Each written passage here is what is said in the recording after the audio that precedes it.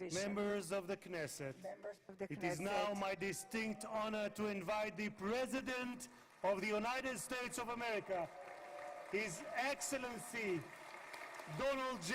Trump, to address the Knesset.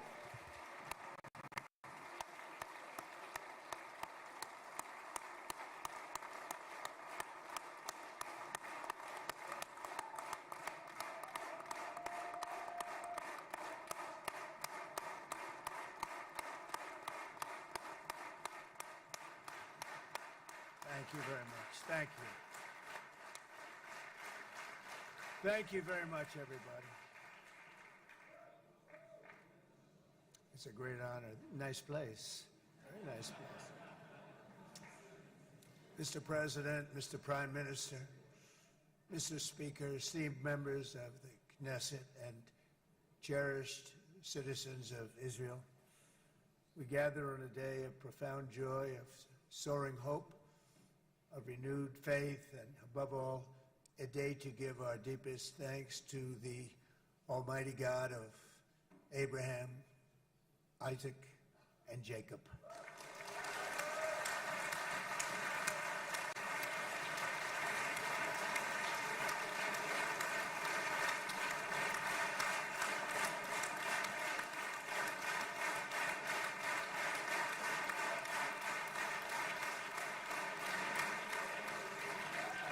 After 2 harrowing years in darkness and captivity, 20 courageous hostages are returning to the glorious embrace of their families, and it is glorious. 28 more precious loved ones are coming home at last to rest in this sacred soil for all of time. And after so many years of unceasing war and endless danger, today the skies are calm, the guns are silent, the sirens are still, and the sun rises on a holy land that is finally at peace, a land and a region that will live, God willing, in peace for all eternity.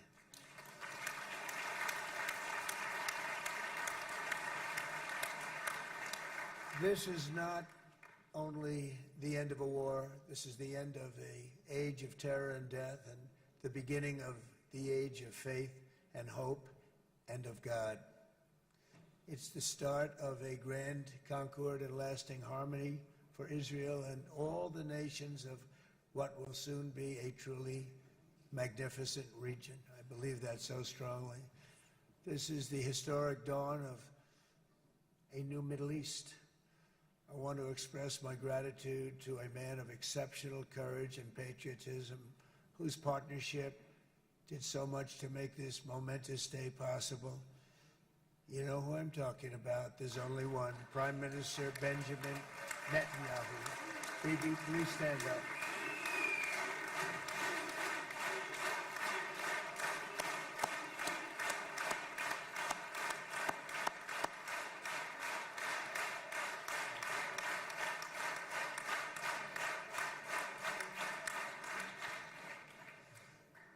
And he is not easy, I want to tell you.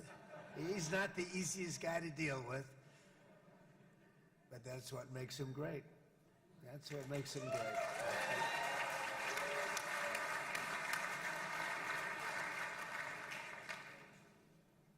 Thank you very much, baby. Great job.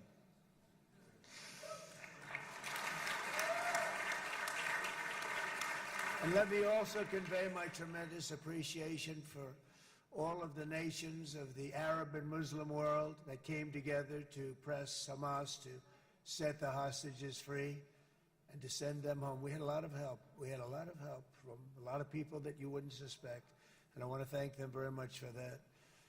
It's an incredible triumph for Israel and the world to have all of these nations working together as partners in peace. And it's pretty unusual for you to see that, but it happened in this case. This was a very unusual point in time, a brilliant point in time. Generations from now, this will be remembered as the moment that everything began to change, and change very much for the better. Like the USA right now, it will be the golden age of Israel and the golden age of the Middle East. It's going to work together. I'd like to thank several great American patriots for their invaluable help in getting something done that almost everyone thought was absolutely impossible. We were wasting our time. So many people said, "You're just wasting your time." But we weren't, because we had talented people working with us, and we had people that loved your country, and frankly, people that loved the region. They loved the Middle East. I want to thank my friend Steve Witkoff.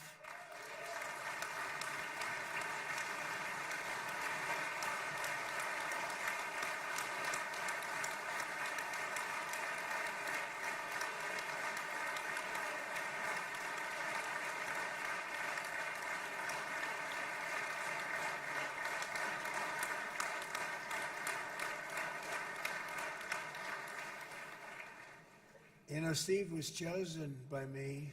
He never did this before, but I knew him as a few things. He was a great businessman, but I know a lot of great businessmen, to be honest with you. He had tremendous negotiating skills, but I know a lot of people that negotiate pretty well, although it is an art. But there are people that can negotiate pretty well. But most importantly with Steve, he's just a great guy. Everybody loved him. Everybody. I mean, I know some negotiators that are so good, but you wouldn't have had peace in the Middle East. It would be in World War III right now with some of these guys. Everybody loves Steve, and they respect him, and they somehow can relate to him. I've known him for many years, and I've seen it over and over again. להוציא את חבר הכנסת עודה, להוציא אותו מהאולם, להוציא אותו מיד, החוצה, החוצה. Please expel this Knesset member. Please expel this Knesset member. להוציא גם את חבר הכנסת כסיף. להוציא את חבר הכנסת כסיף מהאולם. Expel Knesset member Kasif out of the hall. Please expel him immediately.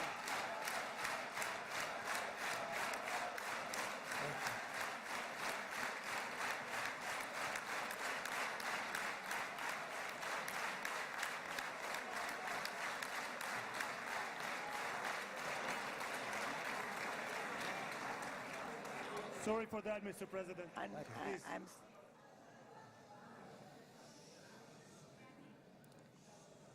That was very efficient.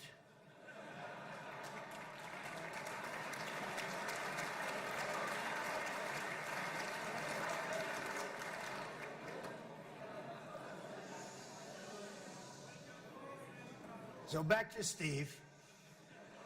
He's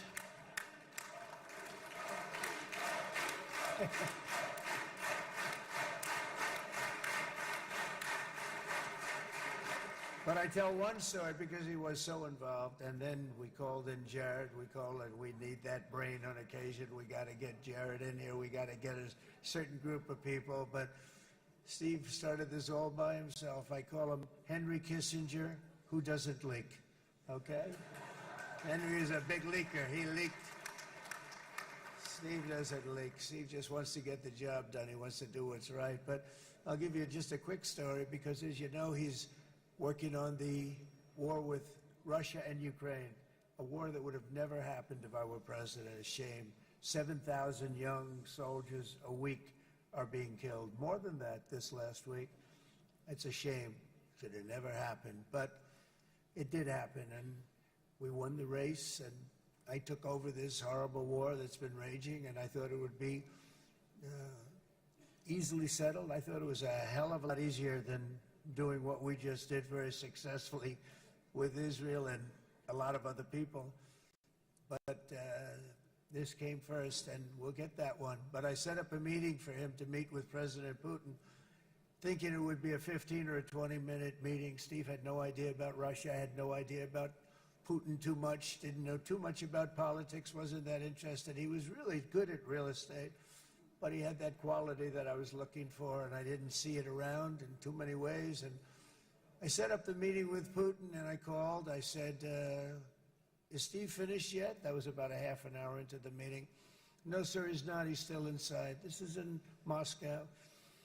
I said, well, how's he doing? I don't know, sir. He's still inside. I called up an hour later. Let me speak to Steve. Sir, he's still with Putin. he's with President Putin. I said, wow, it's a long meeting, 1 hour. I called up an hour later, he was still with Putin.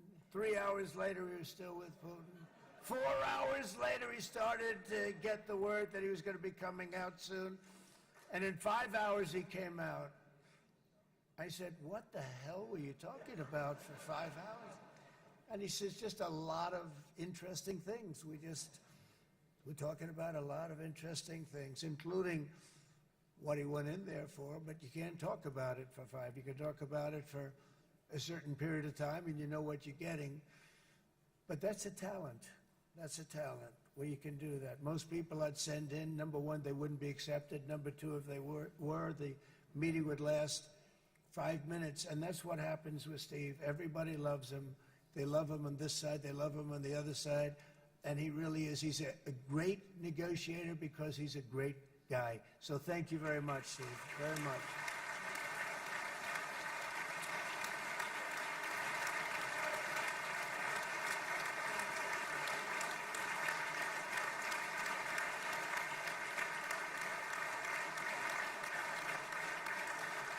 And let me also give a very special thanks to someone who truly loves Israel.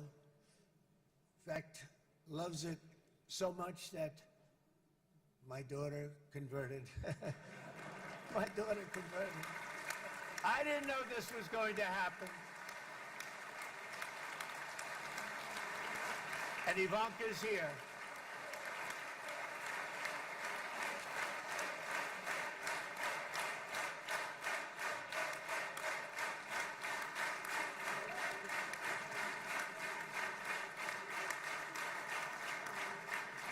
And Bibi, you do know this was not in the cards for me. You understand that. And she is so happy, and they are so happy. At least I think they're happy. If they're not, we have a big story, right? No, they have a great marriage, and they get along great. They're best friends. They have a very special relationship. But Jared has been so helpful. He really did something very special. He established the Abraham Accords with a group of very wonderful people. I like calling it the Avraham Accords, because people that, right? Avraham. It's so cool. It's so much sort of nicer, you know, the Abraham versus the Avraham.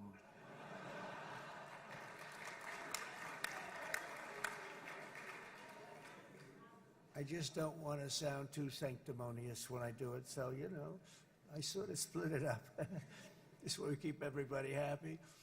But we have some very great talent, and they have no excuses for anything that's taken place, because we had some unbelievably good people working on this. And then you're going to add a man named Marco Rubio, who is also here.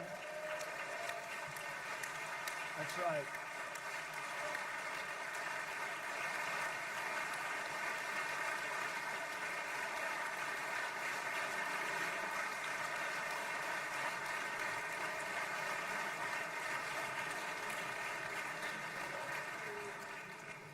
And I have a prediction that Marco will go down, I mean this, as the greatest Secretary of State in the history of the United States. I believe that. I believe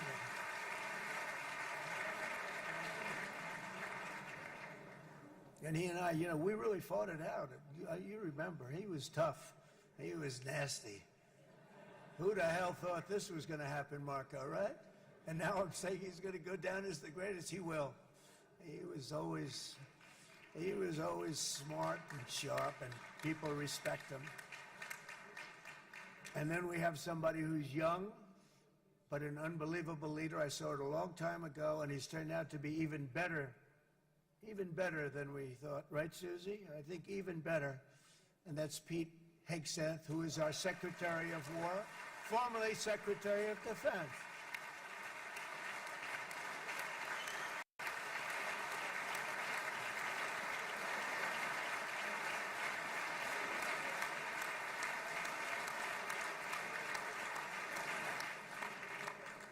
And as you know, we decisively won World War I. We decisively won World War II decisively. And everything in between and everything before it, we won everything. And then they had the brilliant idea of changing the name from war, you know, it was war, to defense. And with that went a certain thinking.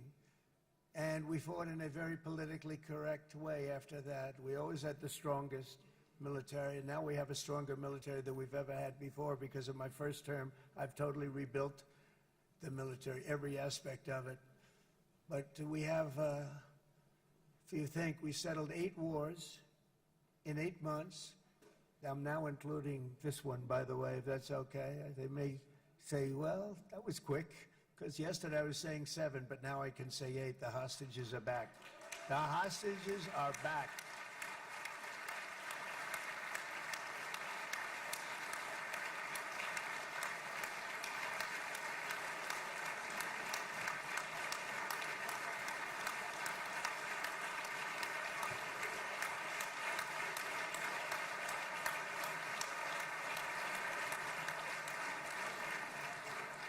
It is a good feeling. Isn't that nice to say? You know, just said the hostage. First time I said the hostages are back. It feels so good to say it.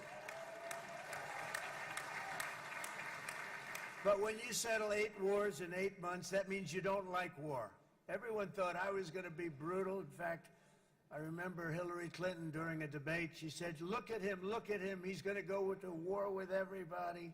And actually, she said, he's got a personality that's all about war. No, and my personality actually is all about stopping wars, and it seems to work. Seems to work. But it also means this name change and our attitude that we're not going to go into a war, but if we do, we're going to win that war like nobody has ever won a war before. We will not be politically correct, but we're not going to be there. And I think, you know, as you mentioned, Bibi, before, peace through strength, and that's what it's all about. The United States has the greatest and most powerful military in the, right now, history of the world. I can tell you we have weapons that nobody's ever dreamt of. I only hope we never have to use them. I rebuilt the military. I was proud to do it, but some of the things I hated to do, I hated certain of the weapons because the level of power is so enormous, it's so dangerous, so bad. But we have to do what we have to do. We make the best weapons in the world, and we've got a lot of them. And we've given a lot to Israel, frankly. And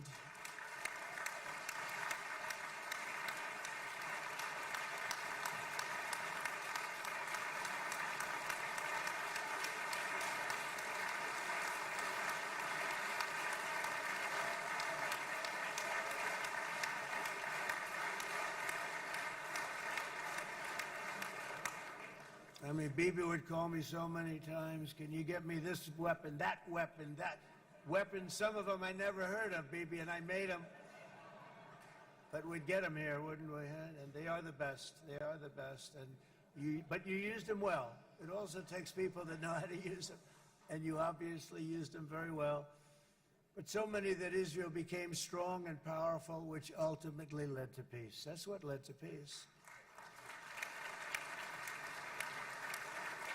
So as we celebrate today, let us remember how this nightmare of depravity and death all began.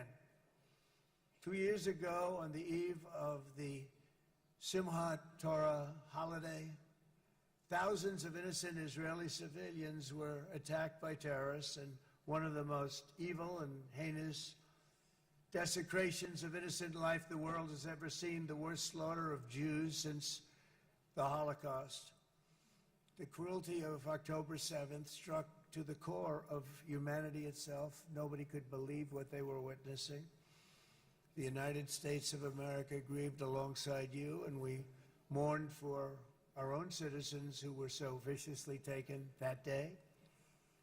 And to all the families whose lives were forever changed by the atrocities of that day, and all of the People of Israel, please know that America joins you in those two everlasting vows: never forget and never again.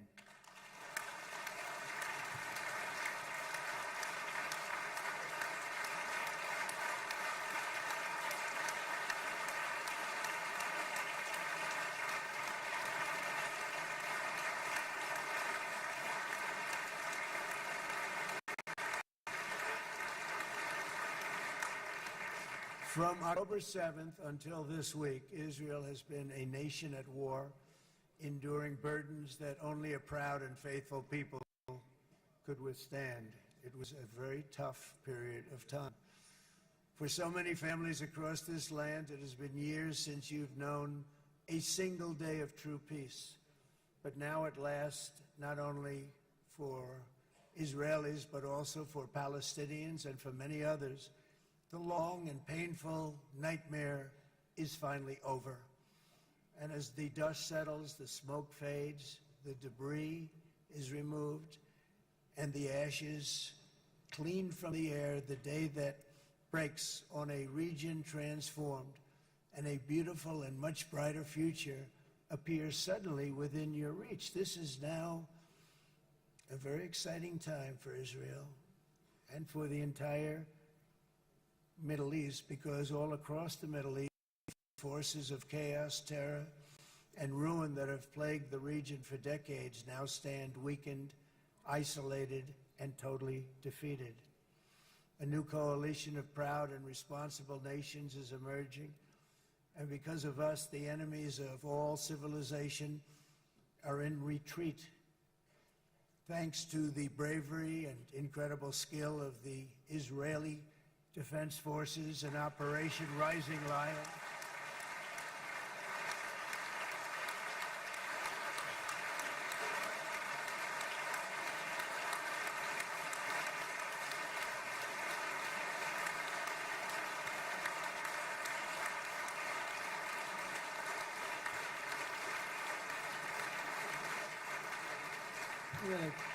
that's central casting. Let's put him in a movie. Look at him. Great job. And my people loved working with you. Loved it. They worked so well together. But many of Iran's top terrorists, including nuclear scientists and commanders, have been extinguished from this earth. And with Operation Midnight Hammer, boy, that's a great name for that, what we did. Last June, the United States military flew 7 of those beautiful B-2 bombers. They look so beautiful all of a sudden.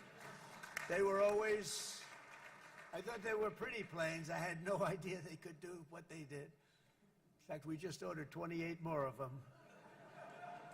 A little updated version. We ordered a whole pile of them. And almost 100 other planes went with them, including fighter jets. We had 52 tankers, big, beautiful, brand new tankers that were loading them up 4 or 5 times. They traveled 37 hours back and forth. Think of that. But we had tankers all over the sky for all the other planes. We had the F-22s, the F-35s, F-16s. We had a hell of a lot of planes.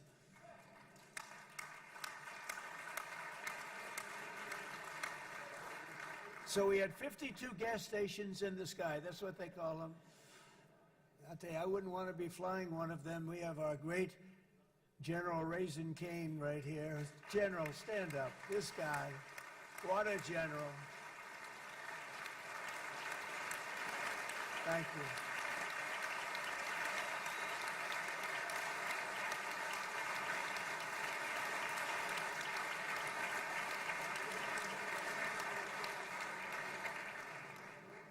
I asked General Cain, I said, you know, we're having problems with ISIS, and I was in Washington, and I asked, how long would it take to defeat ISIS? And my Washington generals told me, 3, 4, maybe 5 years, sir. I said, I don't get it. We got the best equipment in the world. Why? So I flew to Iraq, and I met with a man named Cain. He said, what's your first name? He said, they call me Raisin, sir. I said, wait a minute, your name is Raisin Cain? I've been looking for you for a long time. You gotta be kidding. So they told me 3, 4, 5 years to defeat ISIS. And I sit down with him and I say, why is it? I flew there in the dark of night. I landed, I'll never forget it. It's quite a trip. I'm glad I made it because I met him. I said, could I ask you, General? I come down. He's standing with another general and a sergeant. Everybody was like central casting. They could go into a movie right now. Between him and you guys over here, we could get rich making movies, okay? And they got along so great. That's the beautiful thing, that your military and our military, Bibi, got along so great. But I was told by the television generals in Washington, we have the best equipment in the world. Why is it taking so long? And they said, 4 years. I said, so let me ask you, Raisin, how long would it take you to defeat ISIS? Sir, we can do it in 3 weeks, but you'll probably have some time left over. I said, you gotta be kidding. What the hell are you talking about? They said 4 years. I said, well, sir, look, it's not my place to say, but you're asking me the question.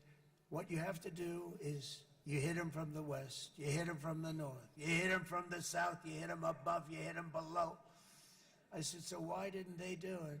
And he didn't want to speak badly of his superiors, which is hard to believe they were his superiors. It should have been the other way around a long time ago, because he's the one that did Operation Hammer. It was flawless. It was flawless. It was absolutely flawless. And I said, so you really think you can do it in 4 weeks? Yes, sir, 100%. You have to do it differently than they were doing it. They were using one base and it was hundreds of miles away. And he says, we have all these portable bases all over the Middle East. And they didn't want to use them because they didn't want to offend the country where the portable, they wouldn't have even known what the hell the planes were going up, right? They wouldn't have known, but he said, no, they didn't want to defend anybody, offend anybody, but we can do it in 4 weeks. I said, you sure about that? I'm going to call you back. I'll call you back on Monday. I'm going back to Washington. But you think 4 weeks? Yes, sir, I think we can do it in 4 weeks. We'll have time left over. So I call him on Monday. I say, you think you can do it? 4 weeks. I said, go ahead and do it. He did it. I'll tell you, he did it in 4 weeks, less than 4 weeks. So, General, stand up, please. Again, this is a real general. This is not a television general. He doesn't want to go on television.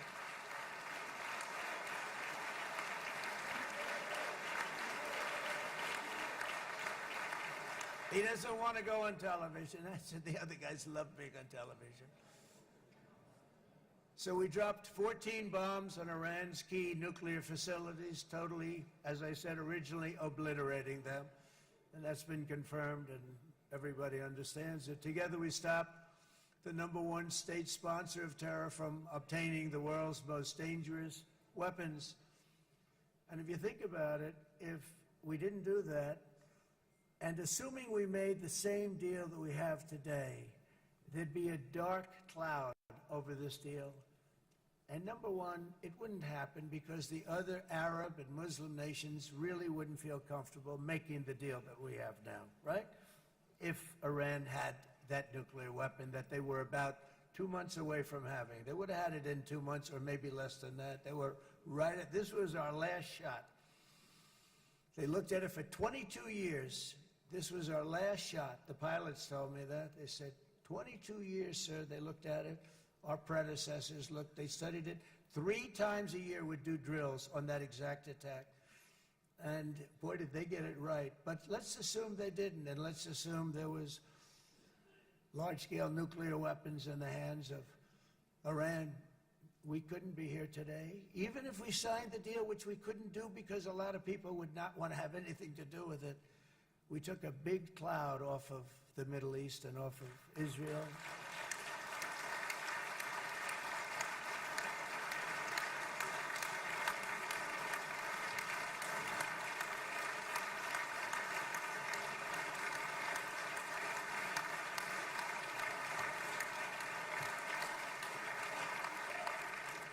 And it was my honor to help. But it isn't it true, though, that can you imagine the same let's assume, Bibi, the same documents, we had everything the same, but you had somebody out there that was, in the opinion of everybody, all-powerful in the Middle East. They took a big hit, didn't they? Didn't they take a big hit? Boy, oh boy. They got hit from one side, from the other. And you know, it would be great if we could make a peace deal with them. And I think that's me. Would you be happy with that? Wouldn't it be nice, I think? Because I think they want to. I think they're tired. Somebody said, sir, they're starting their nuclear program again. I said, let me tell you something. They're not starting anything. They want to survive. The last thing they want to do is start digging holes again in mountains that just got blown up and start. They're not doing it. They want to survive, okay? But I think we have a chance. Steve, you, and I think Jared, come on, I'll call you back for another one. We always bring Jared when we want to get that deal closed. We bring Jared, but Steve, you and Jared and the General and Pete and Marco, you'll get that deal done easy. I think that'll be easy. But first we have to get Russia done. We got to get that one done. If you don't mind, Steve, let's focus on Russia first, all right? We'll get it done. In Lebanon, the dagger of Hezbollah, long aimed at Israel's throat, has been totally shattered. My administration is actively supporting the new president of Lebanon in his mission to permanently disarm Hezbollah's terror brigades. He's doing very well. And build a thriving state at peace with its neighbors. And you're very much in favor of that, I know. And good things are happening there, really good things. And with this week's ceasefire, we've achieved the most challenging breakthrough of them all. The most challenging breakthrough maybe ever. I mean, I've never seen anything like it. I've been involved in a lot of success. I have never seen anything like what's going on today all over the world. People are dancing in the streets, not just in Israel. They're dancing in the streets of countries that would have never danced in the street about what's happening today. They're dancing in those streets. So this long and difficult war has now ended. You know, some people say 3,000 years, some people say 500 years, whatever it is. It's the granddaddy of them all. And in an unprecedented achievement, virtually the entire region has endorsed the plan that Gaza will be immediately demilitarized, that Hamas will be disarmed, and Israel's security will no longer be threatened in any way, shape, or form.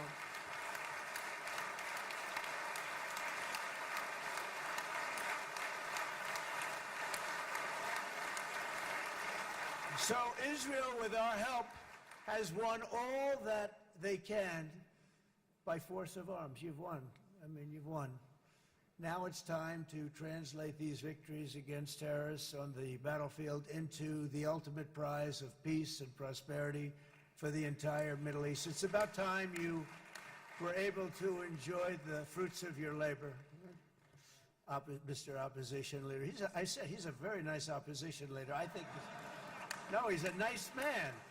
Bibi, he's a nice man. Good. He knows what he's doing, right? No, a very nice guy. Well, see, now you can be a little bit nicer, Bibi, because you're not at war anymore, Bibi.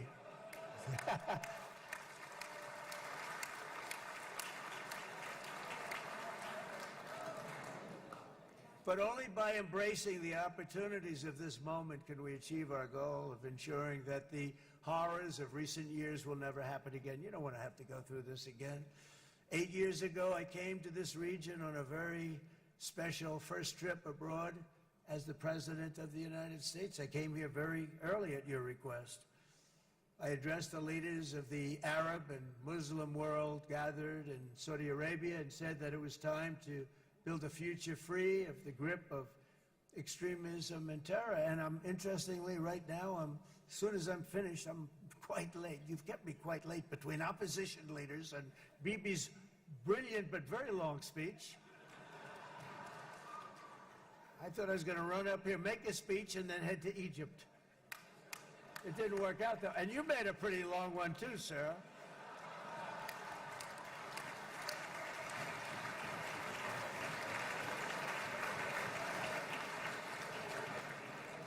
But I liked what you all said. It could be worse. Supposing on top of it, I didn't like what you said. That would be no good, Ron, would it?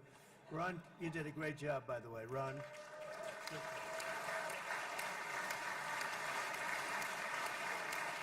Yeah.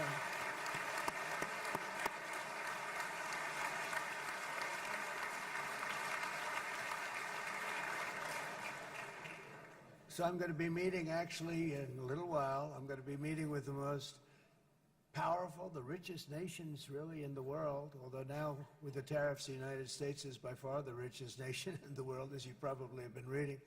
But the richest nations, most powerful nations, tremendous, headed by some tremendous people in many cases. Some cases I wouldn't say necessarily I would endorse, but I will tell you, some incredible people that really helped us make this all possible. So I'll be going there. I'll be quite late. They might not be there by the time I get there, but we're going to give it a shot. But the journey we started back then led to the crushing defeat of the ISIS caliphate, to the monumental Abraham Accords, and ultimately to the historic ceasefire this week, in which many of those same nations really played a very pivotal role, I have to tell you. Steve will tell you that. Jared will tell you that. Together, we've shown that peace is not just a hope that we can dream about. It's a reality we can build upon day by day, person by person, and nation by nation. And because of that, the Middle East is finally ready to embrace its extraordinary potential. You have extraordinary potential in this region. It should now be clear to everyone throughout the region that decades of fomenting terrorism and extremism, jihadism and anti-Semitism have not worked. They haven't worked. They've been a disaster. They've just killed. They've killed. They've backfired completely and totally. They've just totally backfired. Everything that you thought, take it worst case, it's turned out to be worse than that. They have not worked. From Gaza to Iran, those bitter hatreds have delivered nothing but misery, suffering, failure, and death. They've served not to weaken Israel, but to annihilate the very forces that did the most to foment this hatred.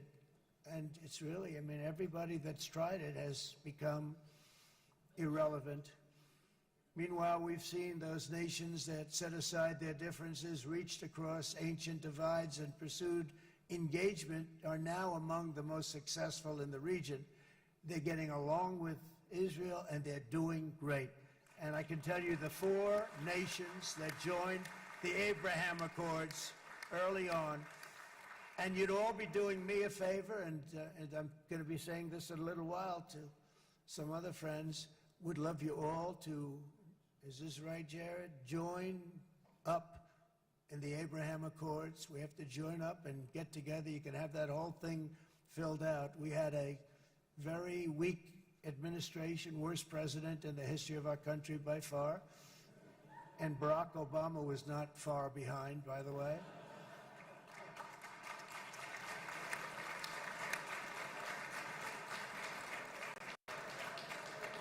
And they did nothing with this incredible document, the Abraham Accords, but now you can fill them up. Now you have peace, you have people that really like Israel. I'll tell you what, and they like Israel a lot more today than they did even 5 weeks ago. You've made a lot of, you've come back. You've come back strong, because it was getting to be a little nasty out there in the world, and ultimately the world wins. You can't beat the world always. I would say to Bibi, it's now time. And he understood it better than anybody, because ultimately, the world's a very big place. And I've said a lot. I said, this piece of land is very small. It's unbelievable what you've done with that tiny, you look at a map even of just not the world, the Middle East, and you have this little dot. And think of what you've done. It's incredible. It's incredible.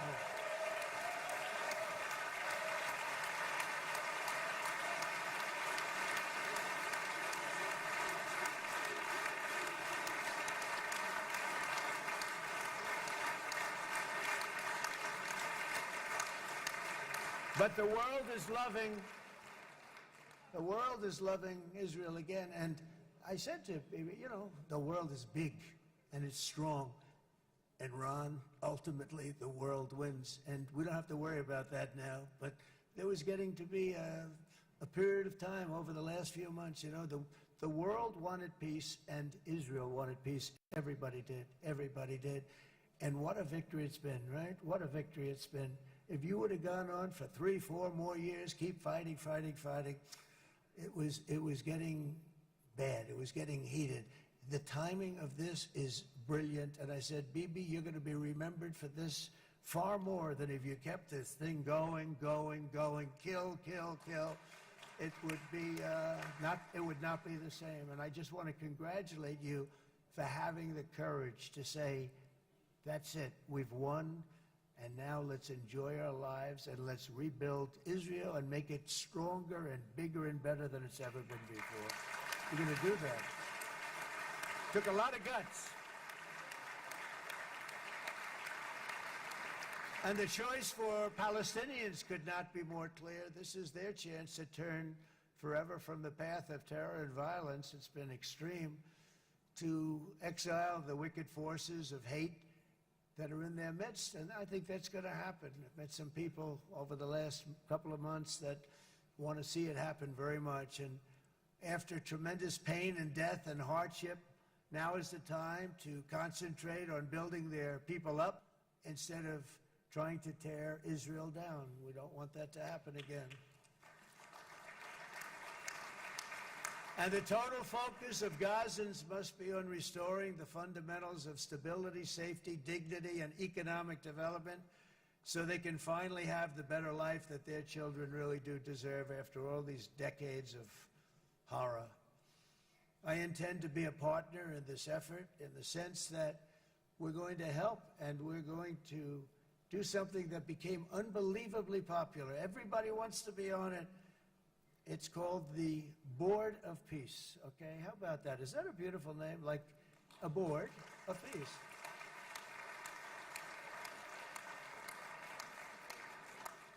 The only bad thing from my standpoint, every single nation involved has asked me to be the chair, and I'll tell you, I'm very busy.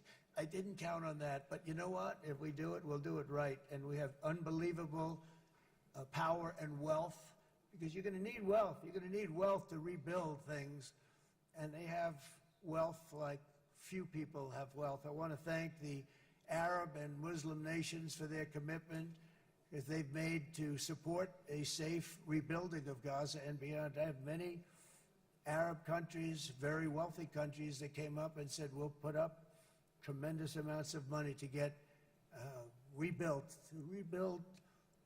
Gaza, and I think that's going to happen. The power, they want dignity, they want to come forward, and they want to say, and I want to say who they are, because what they're doing is going to be, I think, something that you're going to be very impressed with, Bibi, and you need that. You need the kind of economic power that they have, and they want to see it work, and they want to see it be safe, and they want to see it be good for Israel, too. And as much money as it will be, and it's a lot, as you can see, it's a lot. For these countries, it's relatively little relative to their worth. It's really a lot of money like most people could never even conceive, but for these countries, it's not that much, especially because it ensures success and stability in the Middle East, which is what they want to see. So many of them will be with us in Egypt in a little while, I think. I'm not sure. They may be gone. They may have taken their Boeing 747s and left. I said, what kind of a plane do you fly? 747. I said, that's a large plane. No, they may have. Steve, do you think they've left on their their brand new Boeing 747s? Or, I don't know. We're going to find out soon. It's going to be a big story. There'll be 2 people left. And they'll be the 2 poorest ones.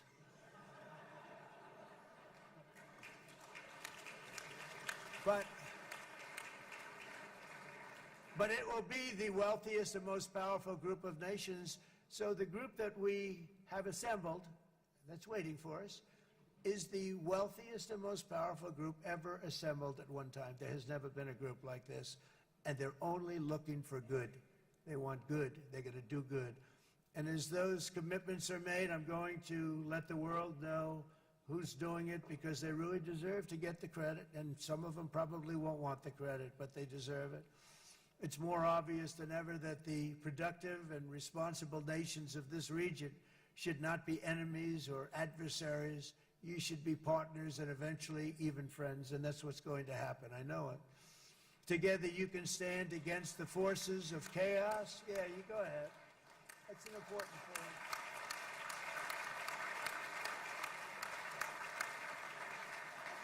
Because you can stand against the forces of chaos that threaten all of your interests, and it's always a big threat, and unleash incredible prosperity and opportunity for all the people of these lands, and that's what's going to happen. You're going to unleash numbers and success, the likes of which Israel has never been able to think of, because you're so firm, and you should be, and you've done the right thing in defending yourself. You're not going to have to worry so much about it. You've won, and now you can build, and you can do things that you never even thought possible. When you put that genius into doing something else, it's going to be something it's going to be a miracle. The miracle in the desert, it's going to be amazing. And it already is in a true sense. But it'll be wonderful when you can spend time thinking about other than war and defense and offense also. To that end, it's my firm hope and dream, frankly, that together the Abraham Accords will turn out to be everything that we thought they would. Those 4 countries were very, very brave in doing it. They did it at a very early point, and every single one of them benefits unbelievably financially. And if you noticed, even in this bad period that we just went through, they all remained a member of the Abraham Accords. They've done unbelievably well. And you know who you are, and I want to thank you. And they've stayed because of loyalty, but they've also stayed because it was really good business. They've made a lot of money being members, and you're going to all, I hope that every one of the countries that we're seeking, Jared, I hope they join quickly.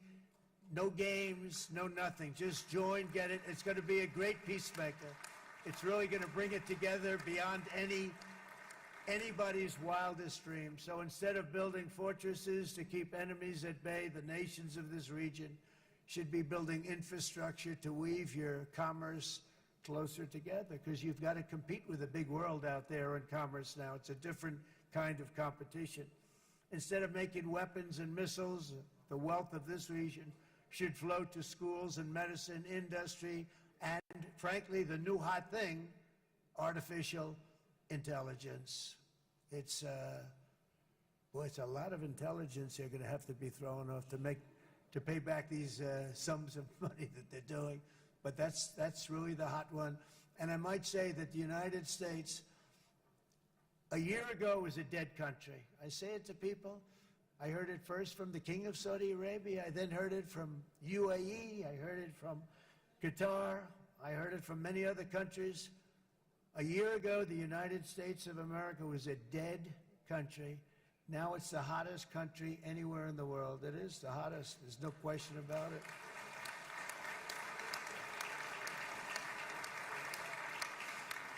In fact, if you go back a year ago, before the election, although once we had November 5th, we became hot because people got it. I would say November 5th was a time that we became really hot. But once you go back a couple of years, if I were in charge and the country was doing what they were, nobody was going to ask me to speak. Nobody asked Joe Biden to come up and speak, I guarantee you that. And if they did, he would have turned them down, I promise you. He didn't speak. He didn't speak, and he didn't speak well. But all of the countries in the Middle East, it could have, what we're doing now, it could have happened a long time ago, but it was strangled and set back almost irretrievably by the administrations of Barack Obama and then Joe Biden. It was a hatred toward Israel. It was an absolute hatred. The setbacks really started when President Obama signed the Iran nuclear deal. This was a disaster for Israel, and it was a disaster for everyone. And I remember that Bibi Netanyahu came to the United States and worked so hard to try and get Obama not to do that deal.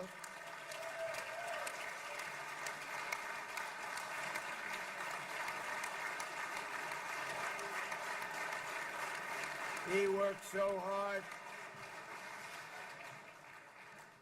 But it was like talking to a wall. I remember him telling me it was like talking to a wall. They wanted to go with Iran. They chose Iran, frankly, over a lot of other good nations, but specifically Israel. And that was the beginning of a very bad period of time. You had Obama go out, and the Iran nuclear deal turned out to be a disaster. And by the way, I terminated the Iran nuclear deal, and I was very proud to do it.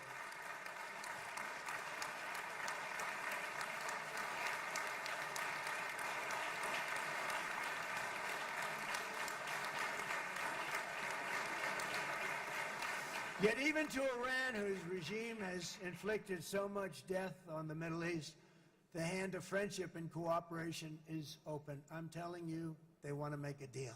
That's all I do in my life. I make deals. I'm good at it. I've always been good at it. And I know when they want. Even if they said, we don't want to make a deal, I can tell you they want to make a deal. All right, they do. They want to make a deal, and we're going to see if we can do something, because this is crazy what's happening, and we're not going to have this anymore. Neither the United States nor Israel bear the people of Iran any hostility. We merely want to live in peace. We don't want any looming threats over our heads, and we don't want to even think in terms of nuclear destruction. It's not going to happen, never will happen. There's nothing that would do more good for this part of the world than for Iran's leaders to renounce terror, stop threatening their neighbors, quit funding their militant proxies, and finally recognize Israel's right to existence. They have to do that. They have to do that. And to Iran, and as you know, this is not said out of weakness. There's no weakness. But I'm going to say this, that we are ready when you are, and it will be the best decision that Iran has ever made. And it's going to happen. It's going to happen. And they're good people. I know a lot of Iranians in the United States. They're good people, smart, hardworking people.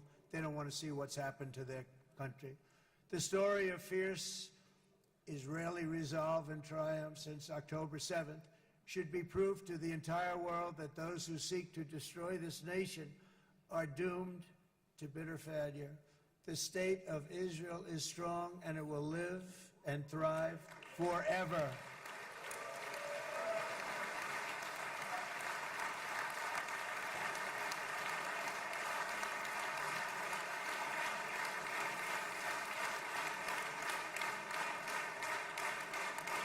And that is why Israel will always remain a vital ally of the United States of America. Israelis share our values, field one of the world's most powerful militaries. You really do. You have an amazing, what a job you've done. And have one of the most innovative economies on earth. Those are just a few of the reasons why I'm proud to be the best friend that Israel has ever had. And they all say it in the White House. They all say it. I guess it's true because everybody says it, baby. You said it today. Thank you.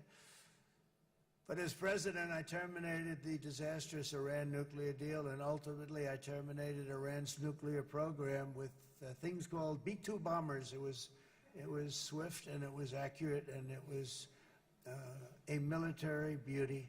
I authorized the spending of billions of dollars, which went to Israel's defense, as you know. And after years of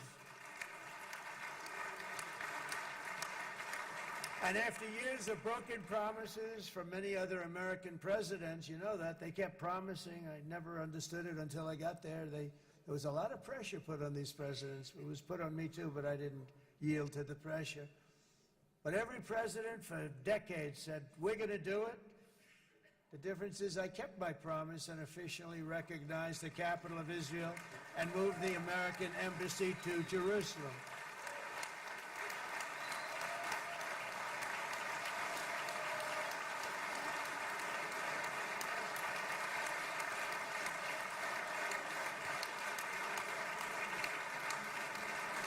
Isn't that right, Miriam? Look at Miriam. She's back there. Stand up, Miriam. Stand up.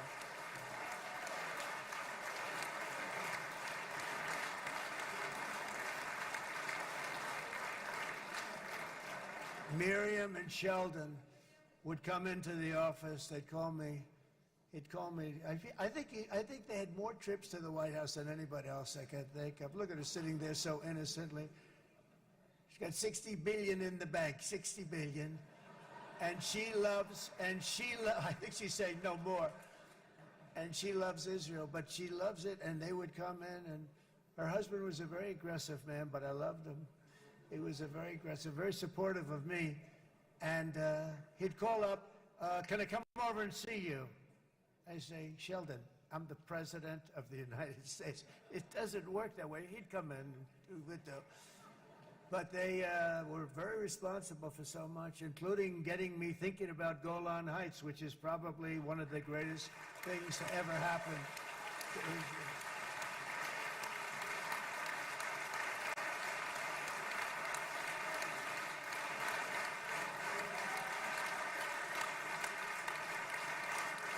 Miriam, stand up, please. She really is. I mean, she loves this country.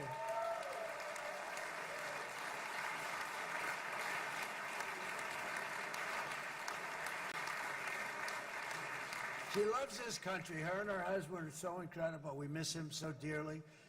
But I actually asked her, I'm going to get her in trouble with this, but I actually asked her once, I said, so Miriam, I know you love Israel.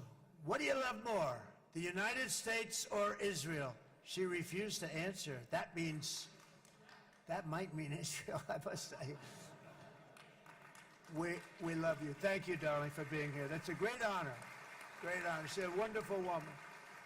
She is a great woman. I've always stood for the people of this community, and I always will. I'll always be with you. I'm always going to be with you. I guess maybe something could happen to change my mind. Somebody that's really stupid gets into office and wants to do really bad things, but that's about it. We don't think we're going to have that happen. I hope we're not going to have that happen. And this man is a good man right here. These two men are good men right here.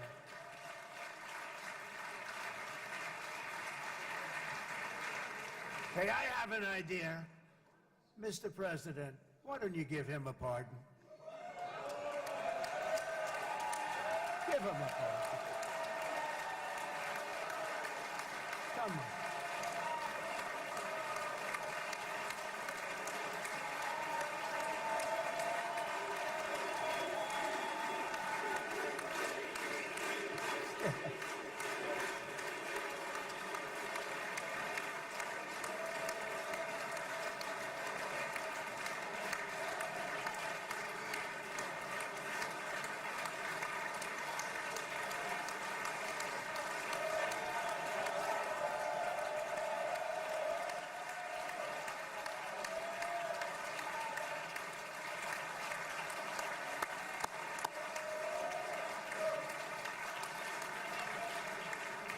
By the way, that was not in the speech, as you probably know.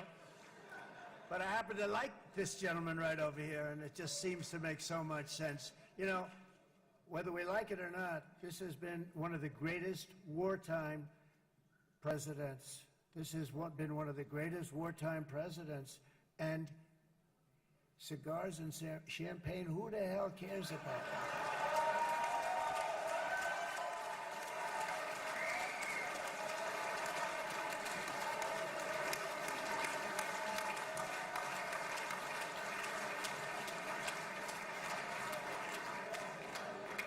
All right, enough controversy for the day, right?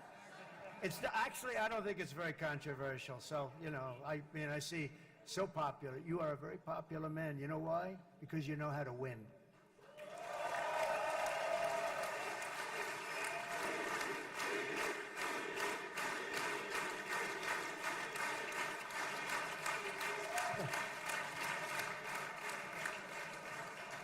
Over the past 2 years, I've met many of the families of the Israelis taken hostage and those that were taken hostage. Unbelievable. I've looked into their eyes. I've seen the worst nightmares of their suffering, but I've also seen something else, the beautiful love of the people, the love of People, frankly, that hold things together, the love that gives you the courage to carry on through thousands of years of persecution and repression, and to emerge with the heart of David. It's the heart of David. It's that love that's defeated the enemies of civilization, built this incredible country and this unbelievable economy, and forged one of the great democracies of the world. That is why it's a true honor to stand here today and address this assembly in your ancient and eternal now capital, Jerusalem. I'm proud to have helped in that regard. This city and this nation stand as living proof that a much brighter future for this entire region is truly within our grasp. For thousands of years, Jerusalem has been a home to Christians, Jews, Muslims, and people of all ethnicities and creeds. This is the holy center of the world's three great Abrahamic faiths. I like that too. Adorned, it's the first time I've seen that word in a while. Adorned with their sacred sites and alive with their pilgrims and visitors from every corner of the globe. But here between the Western Wall, the Temple Mount, and the hill called Calvary, people of every faith and background live, work, pray, serve, and raise their families side by side, and they do it with love. This example is just one of the modern miracles that Israel has given to the world. And just in closing, the leaders in this chamber know better than anyone else the challenges of this harmony, and it's been easily won. No, it hasn't. It has not been. It's been so tough, but it has been, some say, a miracle. What you've done is a miracle. Look at your size. Look at your chances when it all started. And you know, if you think about it, you are safer today, stronger today, and more respected today than at any time in the history of Israel. Think of it. People used to say it wouldn't exist. They don't say that anymore, do they? Yet if safety, security, and coexistence can thrive here in the winding alleys and ancient paths of Jerusalem, then surely peace and respect can flourish among the nations of the broader Middle East. The God who once dwelled among his people in this city still calls us, in the words of Scripture, the turn from evil and do good, to seek peace and pursue it. So he still whispers truth into the hills and knolls and valleys of his magnificent creation, and he still writes hope into the hearts of his children all over the world. And that is why even after 3,000 years of pain and conflict, the people of Israel have never given up from the threats of Zionism, from all sorts of threats. You want the promise of Zion. You want the promise of success and hope and love and God. And the people of America have never lost faith in the promise of a great and blessed future for all of us. From the very first day that modern Israel was founded, we have stood together through thick and thin of setbacks, and through victory and defeat, through glory and heartache. We have built industries together. We have made discoveries together. We have confronted evil together, and we have waged war together, and perhaps most beautifully of all, we have made peace together. And this week, against all odds, we have done the impossible and brought our hostages home.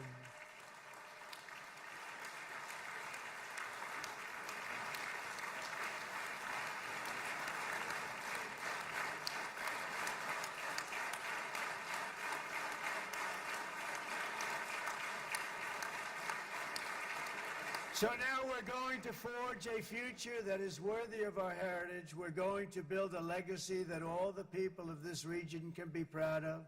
New bonds of friendship, cooperation, and commerce will join Tel Aviv to Dubai, Haifa to Beirut, Jerusalem to Damascus, and from Israel to Egypt, from Saudi Arabia to Qatar, from India to Pakistan, from Indonesia to Iraq, from Syria to Bahrain, Turkey to Jordan, the United Arab Emirates, to Oman, and Armenia, to Azerbaijan, another war that I just settled. We are going to have hope, harmony, opportunity, and happiness here in the spiritual and geographic center of the entire world. That's what you are. Israel, America, and all of the nations of the Middle East will soon be safer, stronger, greater, and more prosperous than ever before.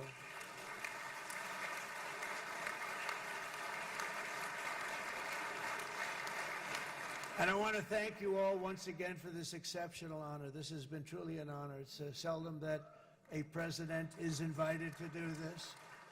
And I love Israel. I'm with you all the way. You will be bigger, better, stronger, and more loving than ever before. Thank you very much. God bless you. God bless the United States of America. And God bless the Middle East. Thank you, everybody. Good luck. Thank you very much. Thank you.